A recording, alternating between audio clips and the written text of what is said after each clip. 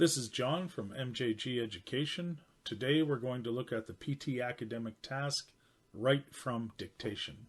We will review the test instructions, the test procedure, things you should know to make you more test-wise for this particular task on the exam. We'll give you 3 examples and a conclusion. For self-autonomous learners, we have PTE textbooks. You can find them at Amazon or through our website at mjgeducation.com. You can follow MJG Education on LinkedIn, Facebook, Twitter, Instagram, or Tumblr. We'll be updating that constantly, as with our homepage. We specialize in tutorials for the time being, as our website is being developed.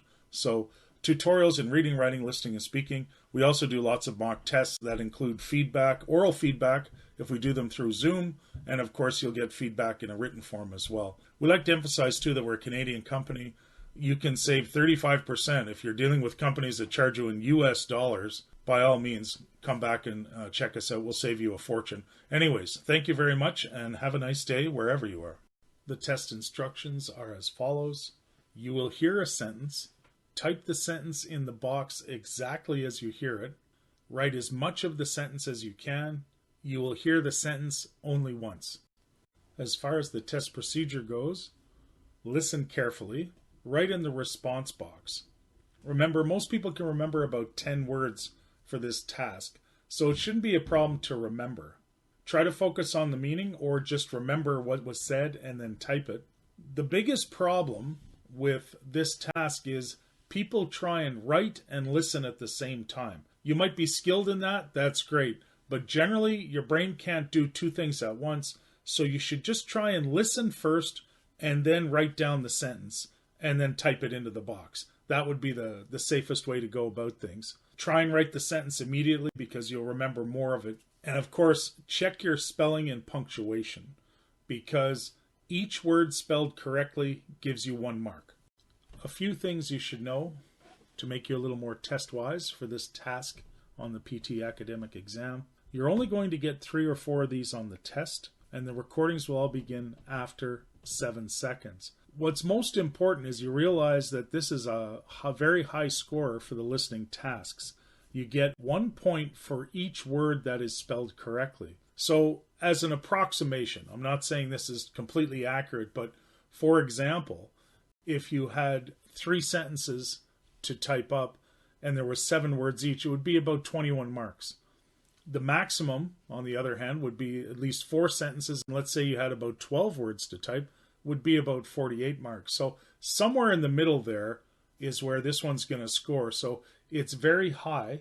It would be way up there with summarized spoken text as a high score in the listening. So you have to work at this. You have to practice.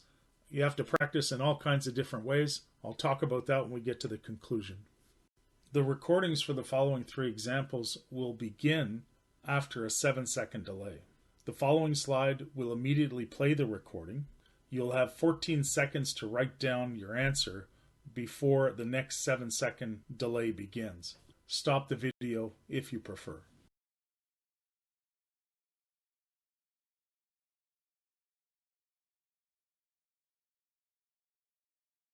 Me and the boy wear the same shoe size.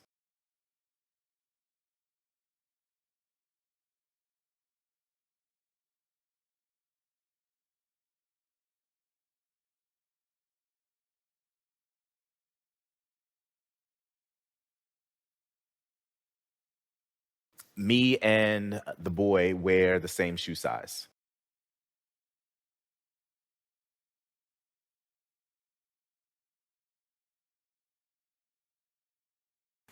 This is seaweed. It's pretty humble stuff, but it does have some remarkable qualities.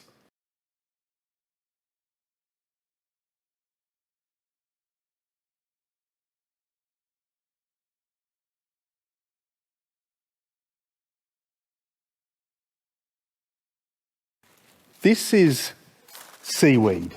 It's pretty humble stuff, but it does have some remarkable qualities.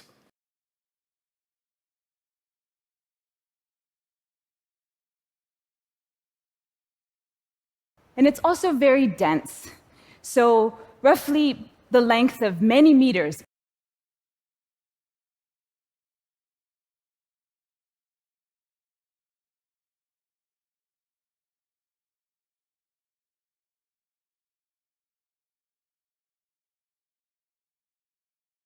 And it's also very dense, so roughly the length of many meters.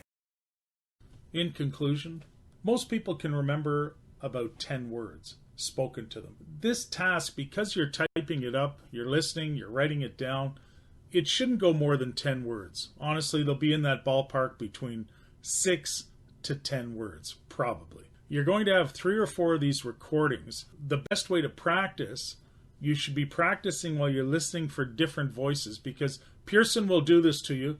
They'll give you somebody, a male voice, a female voice. They'll give you somebody with a voice that has different features, as I did before, the high falsetto voice, all kinds of different sounds and pitches you're going to get from people. You're going to have different sound editors as well. The sounds could be clipped at the end, or it could be a rough recording, let's say. Also, people speak at different speeds. You're going to hear people who speak very quickly and people who speak at a slower pace. Try and remember that when you practice. Maybe one place you could practice would be TED.com/talks. Use this transcript button to check your answers. So you would listen to a recording while the person speaks, stop the recording, and write down the last sentence that they said. You would then click the transcript button and you can check your answer, check your spelling, and that the text you write is grammatically correct. This is very important. You have to have capital letters when you start a sentence and a period at the end. If you don't have those things, they will deduct marks. Always write something in that box, even if you only remember a phrase. If you can remember the whole sentence, that's tremendous. But get something in that box, never leave it blank. Finally, if the recording is 7 words and you type 10 words, the algorithm will probably only take the first 7 words that you've written. So you got to try and remember to keep the number of words exactly the same as what was spoken.